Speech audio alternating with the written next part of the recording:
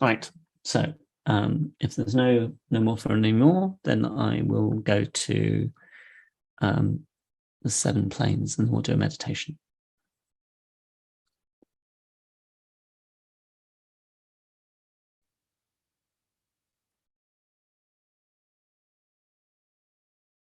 Okay. So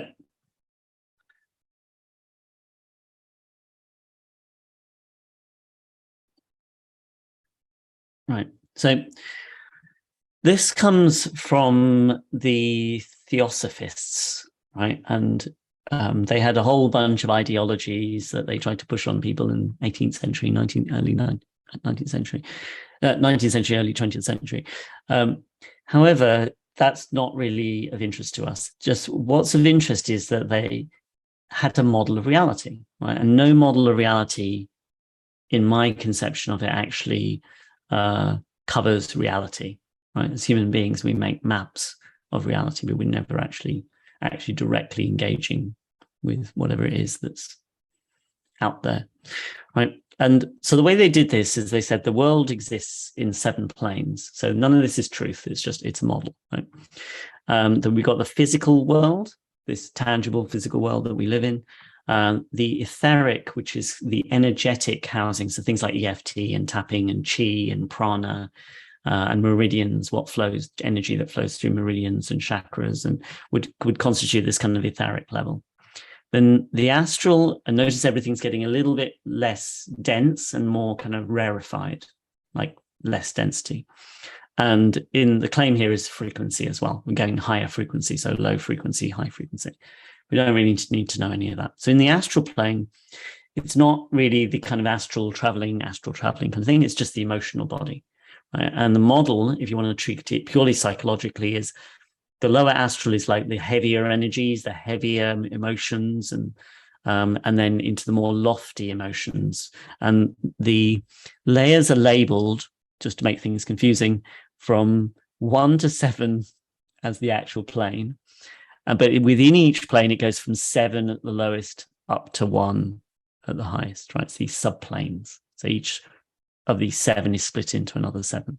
So these are heavy, lower energies of the astral, kind of heavy emotions, through to middling emotions, normal emotions of human life, up to more rarefied, kind of lofty emotions, you might call them, right? When you're feeling freer and lighter and joyful and playful and all those things, right? So then we move into what might be called even more rarefied, which is the mental plane, mental causal.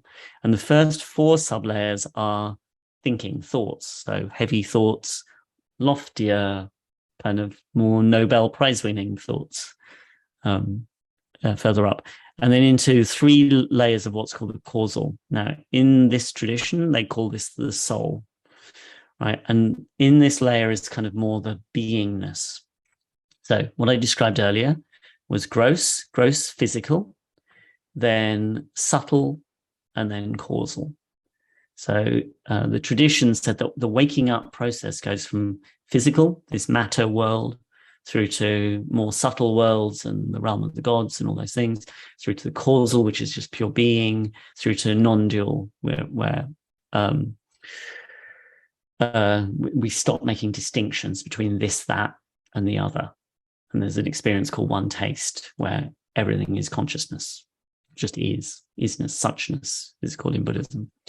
So then we start to get in that. And the claim in this system is that this constitutes the individual personal self, right? This kind of is a description of different aspects. And we can all intuitively go, oh, yeah, I've got a physical body. Oh, yeah, I've got emotions. They move around. I can feel them. Oh, yeah, I've got thoughts, and they're kind of a bit more kind of ephemeral, right? And then, oh, yeah, I'm, when you're resting, you're kind of in this kind of beingness. It's kind of nice. And then the claim in this system is that once you go off the kind of the top of the mental causal, you move into a much more, the idea is this description that we're separate is a description, it's not the truth, right? That actually we extend beyond our individual separate self. So you think about all the relationships you have, there's a way in which that's you, right? The example that's often given is, a tree, the physical tree is just the tree, I think I've said this before. But then you go, hang on a minute, what about the roots? And then you can't have a tree and roots without the ground and without the nitrates, and you can't have it without the carbon dioxide, can't have it without the sun, right? So now all of the process of treeing as a verb needs like the rest of existence, right? You can't have a tree floating in space by itself. It won't last very long, right? So the idea of tree then starts to extend. So if you think about you as an individual, extends to all of the connections and relationships you have, because they are models that you have within you about how you relate to others and to this world and what you think this world is. That's all within you, right? Even though it really seems like it's out there, you know that two different people can have a radically different description of reality. We all carry our own description with us.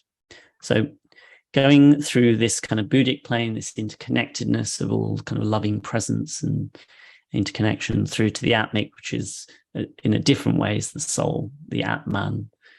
The Hindus claim goes between the worlds. And this is when you get these kind of odd miracles and of shifts and changes, and people who've had types of diseases for a long time dropping away. It's tricky because you can't make scientific claims, but these things do exist. And when people shift in these ways, because their body is now not compensating to fighting itself. Let's say as a child, you had a lot of trauma and you think the world is, I have to fight the world, right? And the immune system thinks I have to be on alert all the time, right? Because it's a dangerous world. Of course, that's going to affect hormones. It's going to affect neurotransmitters. It's going to affect serotonin and all of those things. And if something in the nervous system settles or calms down, and you find that you connect to that safety of your beingness, all manner of other changes can ripple through, which is kind of why you get these kind of seemingly miracle shifts. And then we won't worry too much. I don't think we're going to go up here, but into the monadic and then into radical emptiness. But what we're going to play with is moving between just over the top of the individual separate self, moving within the mental and the causal, and then into the physical, into tangible, actionable behaviors. So we kind of connect up the full range of what it means to be a human being, to become more integrated and unified. Gandhi said, thought, speech, and action, when they're all unified and aligned, there's a lot more flow and integration and harmony in who you're being in the world. And of course, that has a consequence for love and money, right? What you do, who you connect with, how you relate, all those things. Yeah. Now, with all of this, taking responsibility for your own well-being, you don't have to do any of it, right? So I'll guide you through it, and it's always an invitation, right? And you can choose how much or how little to be in the process, right? And we're just going to come in at this kind of middle astral, which is ordinary emotions. We'll probably go up a bit, come down a bit, and just explore, just see what it feels like to play with moving through different frequencies in energy. Is that all good? Everyone up for playing? Yeah. And you can't be wrong about your subjective experience, right? What you experience is what you experience, right? So the experience isn't in the model, it's your response to it as we move through this. Yeah. Okay. All right. So I will leave it on the screen so you can refer to it if you want to, but you can do this eyes opened or eyes closed. So let me put it back on the screen, just so you can kind of tell where we are. So remember, as the numbers go down, we're moving up. And then I won't use these numbers. I'll just say astral, mental, causal. So eyes open or eyes closed. Maybe start with your eyes closed just so you can tune into your body and your body sensations and your feelings. And just get a sense of your ordinary, everyday emotions. Just bring some awareness at the fourth subplane of the astral. You don't need to know what these are, because we're setting frequencies. I'm going to be transmitting. So just trust some part of you knows what this is. And I'll use some guiding words as well. So the third subplane of the astral, so more looser, freer emotions.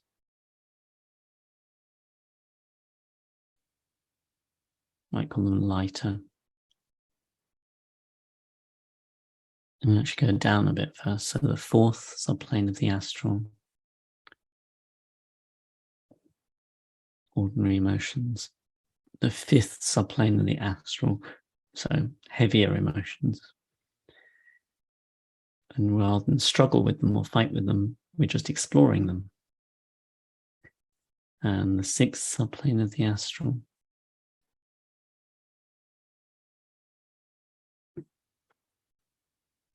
and then moving back up into lighter, freer, the fifth subplane of the astral. Notice how you can move your awareness. Fourth subplane of the astral.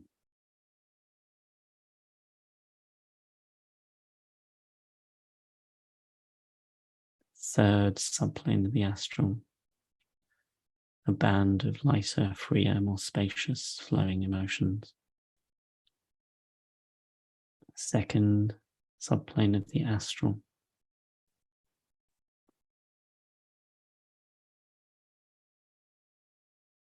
And then the first subplane of the astral, the lightest, freest, loosest, most dynamic, fluid emotions, more lofty emotions.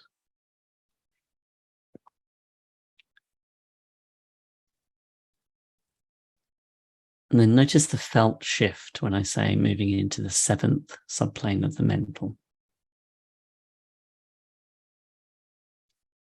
into the thought realm. Something changes when you move your attention like that. The sixth subplane of the mental,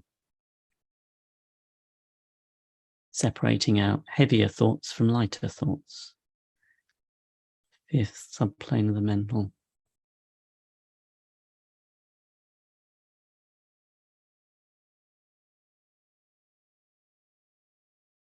and then the most intelligent, most creative, dynamic, the fourth subplane of the mental. Elegant thoughts, spontaneous thoughts, free thinking.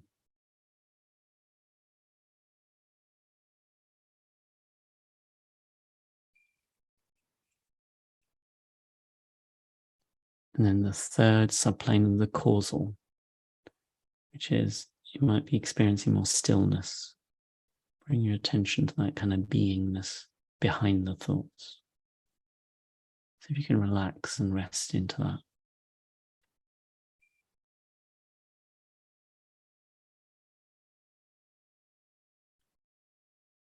This is less about thinking it and more being it. The second subplane of the causal.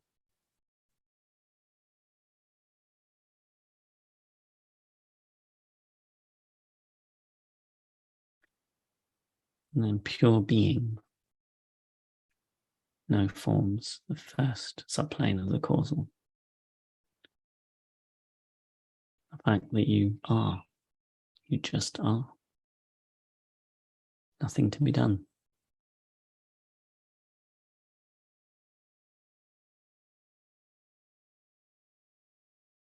Relax the thinking, just resting in being.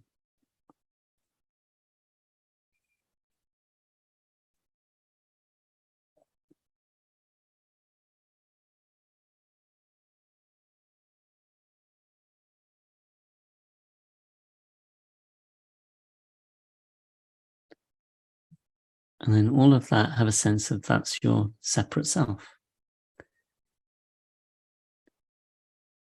And some people experience this by expanding outwards, or sometimes people feel it's like they come out the top of their head into the seventh subplane of the Buddhic, into vast consciousness, spaciousness. All of the interconnected patterns of humanity, the noosphere.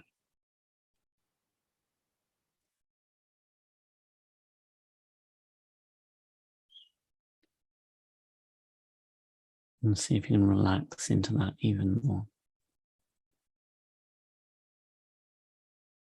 6th subplane of the Buddhic.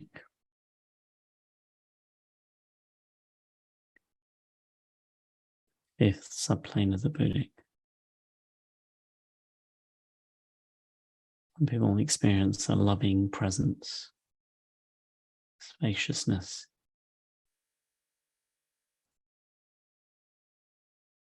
3rd subplane of the Buddhic.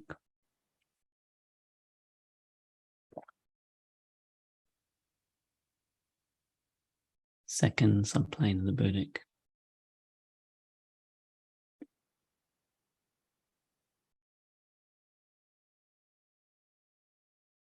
1st subplane of the Buddhic plane.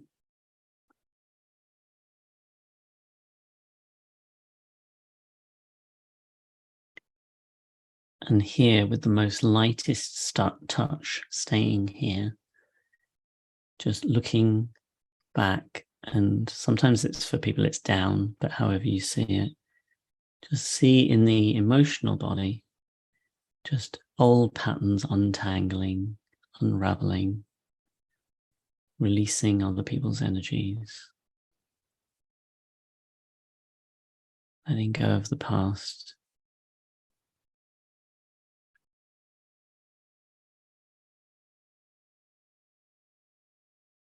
Resolving old hurts and wounds, unwinding, undoing.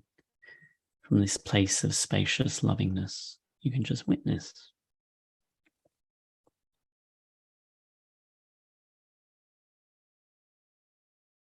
You don't have to do the resolving. You can let resolution happen. Just in the ways that are ready for you right now.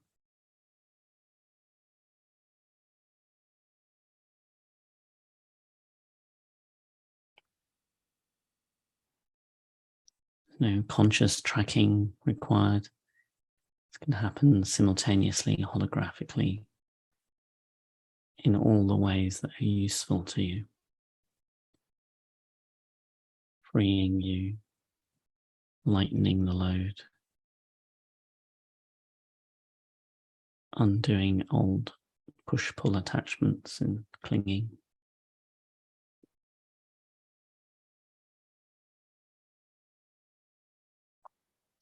When we bring this loving presence and wisdom, consciousness, things tend to resolve towards evolution and enhancing.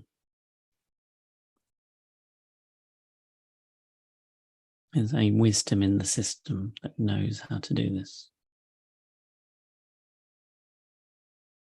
You just have to give it permission.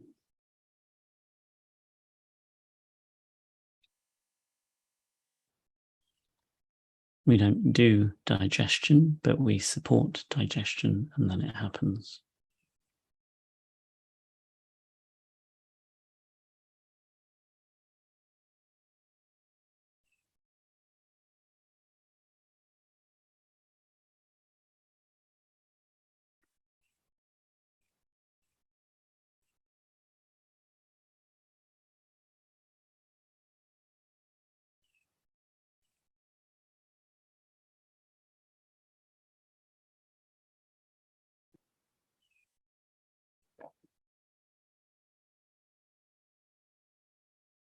And then coming back through the levels, being curious and interested, not having a preference, but just testing, having a look. 2nd subplane of the Buddhic. 3rd subplane of the Buddhic. I want to get skillful at navigating up and down. All the different levels. 4th subplane of the Buddhic. 5th subplane of the Buddhic. All your interconnections. 6th subplane of the Buddhic. Often we travel here when we dream at night. Leave our bodies and go off and do things, and then we return. 7th subplane of the Buddhic. Back into the causal. Sometimes in the morning when we wake up and we don't even, just pure being. And the second subplane, the causal. Third subplane of the causal.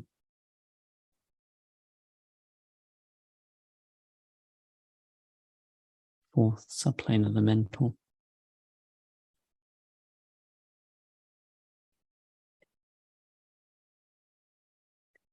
Fifth subplane of the mental. Recognizing different types of thoughts. Come, they go. Sixth subplane of the mental. Seventh subplane of the mental.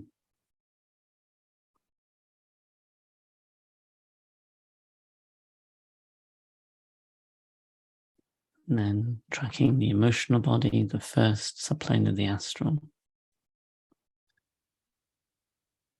Bringing all of that wisdom and this presence and awareness to the second subplane of the astral. Re-embodying, now that all of that area was sifted and sorted, third subplane of the astral. Fourth subplane of the astral.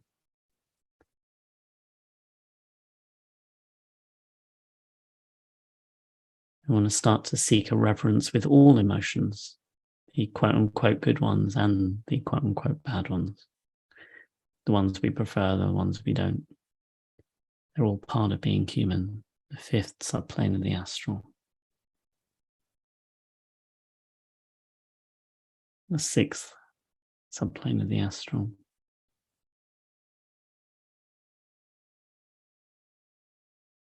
Seventh subplane of the astral.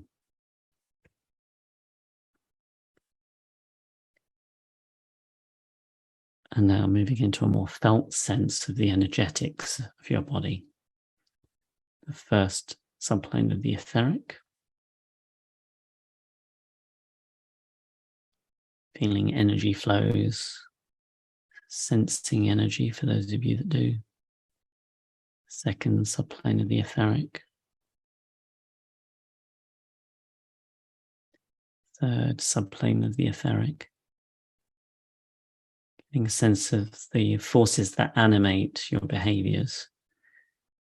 The architecture, the energetic architecture. The fourth subplane of the etheric. And releasing anyone else's energy that's not yours, that's been animating some of your behaviors. You know, let that go and reclaim that space. And replace it with your own energy.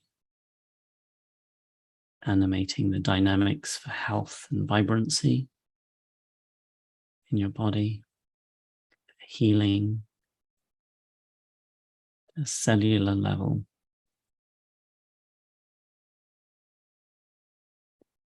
Your etheric energy supports all of the systems and processes of your physical body. Your nervous system, your glandular system, circulation system, your lungs and your pulmonary system, skeletal system. And then the fifth subplane of the physical. And relax your relationship to how you use your muscles. You can use your muscles now even more aligned with your intentions. And if they were being animated by anything other than your wisdom and your choice and your flow, you can release those energetics so you can do things with more grace, more flow. And the fifth subplane of the physical, and really get a felt sense of this physical world. Just get curious and interested and make friends with physicality at the time that we're here. Reconcile that you can be physical and you can be all these other things too.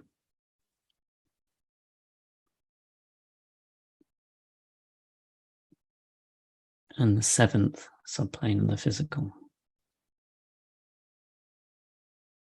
Earthy, grounded. And because you know you can move freely,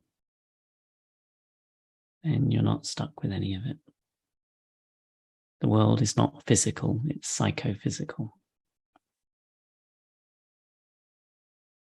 It's matter, mind, and life. Consciousness and matter.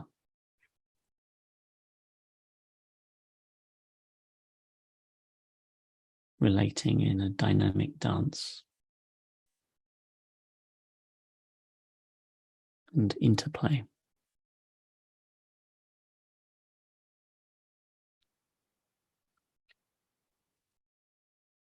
And as your nervous system comes more and more into harmony with that, then old moments of thinking we were separate, isolated, going into opposition, can heal, resolve. Start to connect to your true power as a being. These are the palette from which you paint. The most amazing piece of art that we've created is ourselves.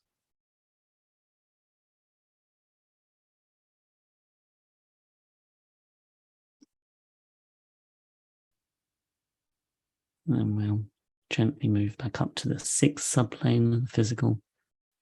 All of these things are happening simultaneously. We're just moving our attention around to recognize and notice and bring awareness to the fifth subplane of the physical.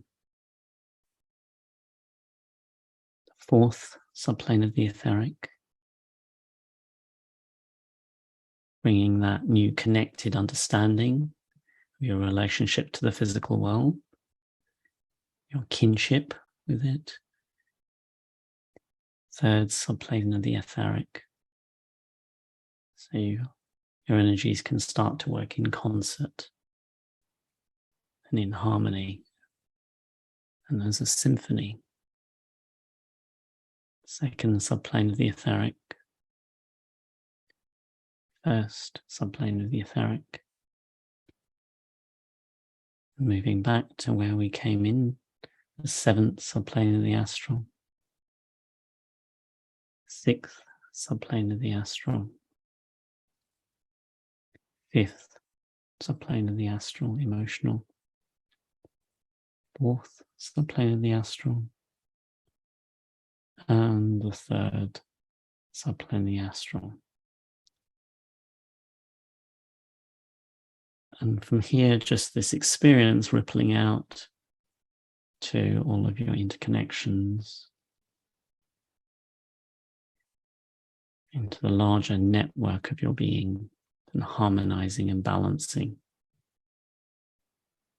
with people you know, especially pets, because pets really recognize energy changes in human beings. And just recognizing this more balanced, integrated, harmonized way of being, or ontology.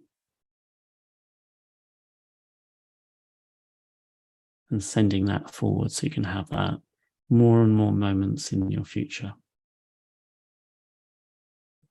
Each day that you step into, you can move forward in getting more integrated, more whole, more balanced across all aspects of being human.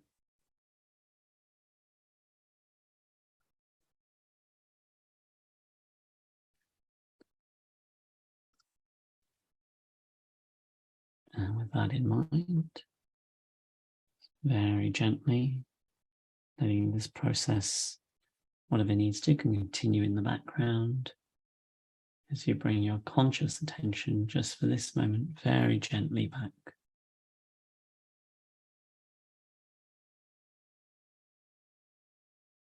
And when you're ready, open your eyes and be very gentle with yourself. Exactly, just have a little stretch. Do you feel those fingers and toes, maybe even just your physicality. And be very gentle, have a glass of water, have a little stretch, and we'll meet back in 5 minutes. We'll have a little break. Okay. Try not to move around too quickly. Take it easy. I'll see you in 5 minutes.